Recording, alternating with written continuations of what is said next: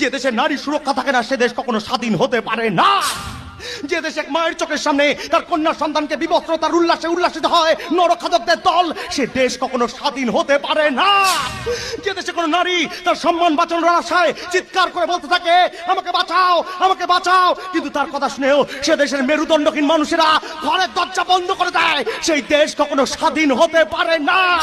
যে দেশে কোনো সংবাদ মাধ্যমে কোনো ধর্ষিতাকে দেখানোর জন্য তার মুখটা ঝাপসা করে দিয়ে প্রমাণ করে দেওয়া হয় যে তোমরা ধর্ষিতা, তাই এই সমাজে তোমাদের মুখ দেখানোটাই অসম্মানের, সেই দেশ কখনো স্বাধীন হতে পারে না বিশু কাকা। সেই দেশ কখনো স্বাধীন হতে পারে না বিশু কাকা। সেই দেশ কখনো স্বাধীন হতে পারে না।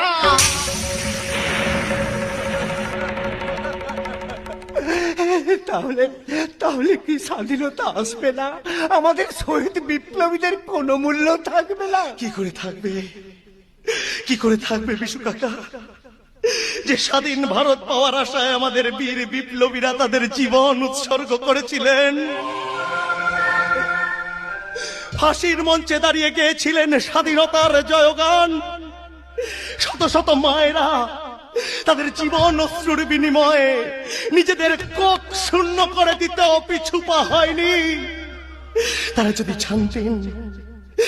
যদি জানতেন যে তাদের আনা স্বাধীনতায় এই ভারত মাকে প্রতিদিন প্রতিনিয়ত শত শত নারীর প্রবল আর্তনাদকে সহ্য করে নিস্তব্ধতার আঁচলে মুখ লুকিয়ে ভেঙে চুরমার হয়ে যেতে হবে, তাহলে যে তারা এই স্বাধীনতাই কোনোদিন চাইতেন না বিশু কাকা।